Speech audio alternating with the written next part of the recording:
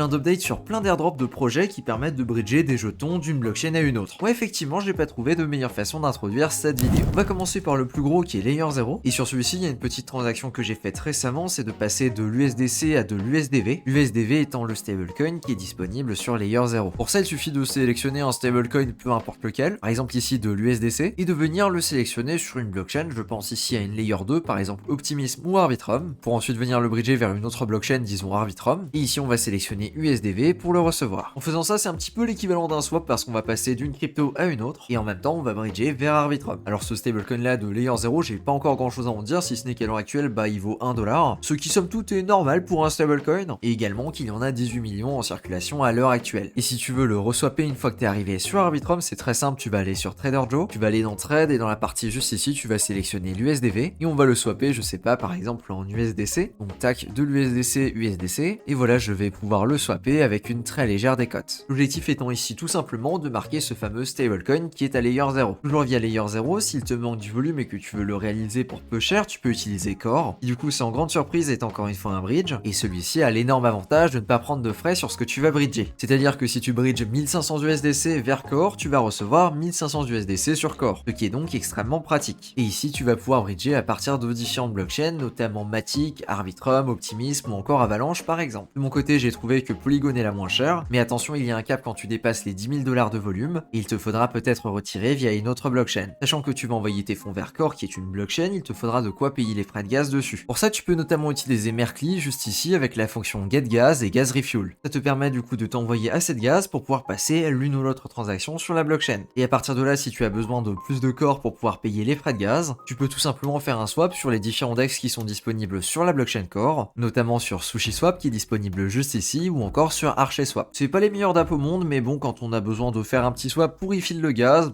écoute, ça pose pas vraiment de gros problèmes. Comme d'habitude, si tu n'es pas sûr de ce que tu fais, commence par faire des transactions avec des petites sommes afin de vérifier que tout fonctionne comme tu le penses. Et une autre information concernant Layer 0, la version 2 sera lancée au courant de janvier 2024. Je pense qu'on aura plus d'informations concernant Layer 0 à ce moment-là. On va maintenant passer à une autre application qui permet également de faire des bridges. Il s'agit de Bungie qui est powered by Socket. Socket ou Socket. Socket, c'est également le nom d'une entreprise française qui construit des roller coasters. Voilà, c'est totalement random, mais j'avais envie de le placer. Ce qui nous amène sur Bungie, qui est un agrégateur de bridge, et qui a du coup pour job de te permettre de bridger tes fonds facilement d'une blockchain à une autre. La particularité de celui-ci, c'est qu'il est powered by Socket, et il faut le comprendre un petit peu de la même façon qu'on peut comprendre qu'une application est powered by Layer 0 par exemple. C'est-à-dire que ça va utiliser la tech de Layer 0 pour réaliser les bridges, et bien ici c'est exactement pareil, ça va utiliser la tech de Socket. Et autre petit fun fact sur Socket, c'est que Socket prend en compte la majorité des bridges qui ont été réalisés par un utilisateur, et donc si tu rentres ton wallet juste ici, il devrait te trouver une bonne partie de tes transactions de bridge. Ça c'est quelque chose qu'on va pouvoir tester en direct juste ici. Je vais donc prendre mon adresse, je vais la coller dans le Socket Explorer, et juste ici on va pouvoir voir mon historique de transactions avec des bridges. Attention, ça prend absolument pas tout en charge. Ici t'as la petite pastille qui veut dire que c'est une transaction qui est passée par Socket, ce qui est le cas pour celle-ci ou encore pour celle-ci par exemple. Sachant que Socket est un agrégateur, il va te rediriger vers un bridge et va venir faire passer la transaction par ce bridge là. C'est pour ça que tu peux voir que cette transaction là est passée par Ecross par exemple, ou alors que celle-là est passée par Stargate. Pourtant ce sont bien des transactions Socket. On peut donc ici utiliser Bungie pour faire ce genre de bridge. On notera également que Bungie a levé des fonds avec 5 millions, et quant à Socket, ici j'arrive à avoir l'information qu'ils sont levés 2 fois 5 millions juste ici. Pour le coup ici, sachant qu'à chaque fois c'est 5 millions, je ne sais pas si c'est rattaché à Bungie ou pas. Dans tous les cas, c'est donc quelque chose qu'on peut assez facilement jouer en tant qu'airdrop, et Bungie c'est quelque chose de relativement facile à jouer. De mon côté, j'ai trouvé une stratégie qui fonctionne très bien et qui fonctionne avec de l'USDC. J'ai donc sélectionné de l'USDC ici, et je vais également sélectionner de l'USDC pour recevoir de l'USDC. Attention, ici on parle bien d'USDC USDC et pas d'USDC.E. Si tu essaies de faire la même chose avec de l'USDC.E, tu payeras bien plus cher. Et ici, si on veut bridger 1000 USDC entre Optimism et Arbitrum, on va payer les frais de transaction qui sont relativement faibles, sachant qu'on va passer par Optimism et Arbitrum, ainsi que 85 centimes sur notre USDC qui est le prix flat. Ce qui veut donc dire que si tu décides de bridger par exemple 10 000$, eh bien tu vas également payer 85 centimes. Et ça te permet donc de générer très facilement du volume sur Bungie. En plus de ça, tu peux également t'amuser à utiliser Bungie pour passer d'une blockchain à l'autre, voilà la liste juste ici. Pour le coup, ça comprend la majorité des grosses blockchains EVM. Concernant les stats, parce que pour une fois on les a, on se rend compte qu'on est sur quelque chose qui a été joué d'une façon assez similaire à Layer 0, parce qu'effectivement on peut voir une très forte activité entre mai et juillet 2023, pour ensuite amorcer une chute jusqu'à aujourd'hui. Il y a environ 1,7 million de wallets qui ont déjà fait au moins une transaction, et on peut noter que sur ces 1,7 million de wallets, il y a 1,4 million de wallets qui ont utilisé 2 chaînes au moins. Ce qui veut donc dire que c'est relativement facile de les exploser au niveau des stats.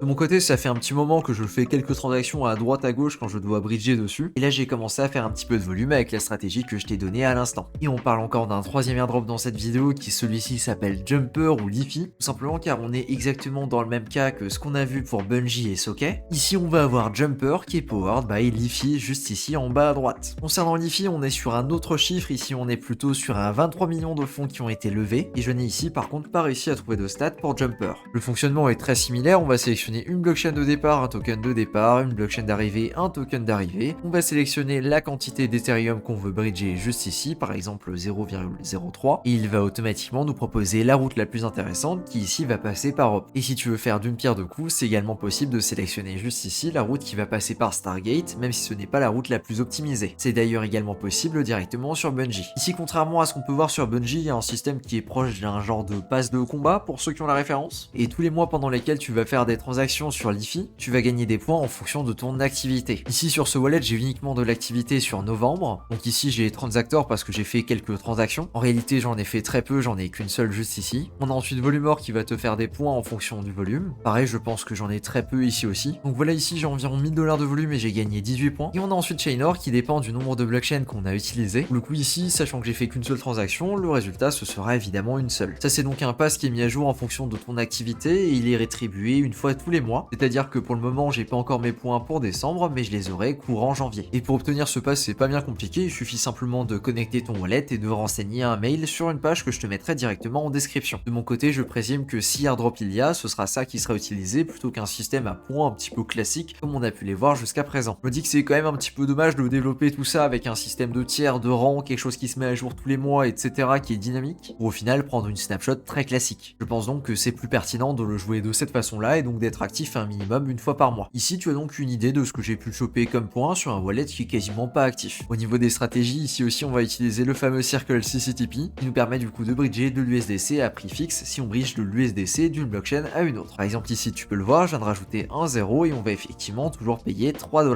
Attention ici, les frais sont cependant plus élevés que ce qu'on va avoir sur un Bungie. Alors, je me suis pas amusé à tester toutes les routes, mais je pense qu'à partir d'un gros montant, c'est là que ça devient assez intéressant. Sinon, pour des 1000 $, j'ai également trouvé celle-ci avec de l'USDC Optimisme vers ZK Syncera, et là on est sur environ 1,10 $ de frais. Attention par contre à bien vérifier que dans l'autre sens, c'est également la même cote. Et en effet, ça a bien l'air d'être le cas. A noter également que sur Jumper et Bungie, on a quelque chose qui s'appelle le gaz, et c'est une fonction très pratique qui permet de top up un petit peu de gaz sur certaines blockchains. Par exemple ici, disons que je n'ai pas de gaz sur Arbitrum, je vais tout simplement aller dans la partie gaz et sélectionner Optimisme puis Arbitrum, et je vais cliquer sur revoir le pont et puis valider, et c'est une opération qui me permet de bridger du gaz. Je trouve que c'est pas super bien fait sur Jumper, et que ça a tendance à bien mieux fonctionner sur Bungie, là où on a ici la fonction qui s'appelle Refuel, et donc qui nous permet de bridger des petites sommes vers certaines blockchains à moindre coût. C'est donc particulièrement utile si tu n'as plus de gaz et que tu as tout simplement envie de t'en renvoyer. Et tout ça sans forcément passer par un échange. Concernant Jumper, on est sur un bridge qui est largement moins utilisé, même s'il est un petit peu plus ancien avec des premières transactions en novembre 2022. On peut voir juste ici qu'il y a environ 450 000 comptes qui ont déjà fait des transactions dessus, et qu'environ 350 000 ont utilisé deux blockchains différentes ou moins. On est donc sur quelque chose d'assez similaire à Bungie qui peut se farmer assez facilement. Et voilà, je pense que j'ai fait le tour des informations sur ces trois bridges. Merci à toi de ton attention et sur ce, je te dis à plus pour une prochaine vidéo.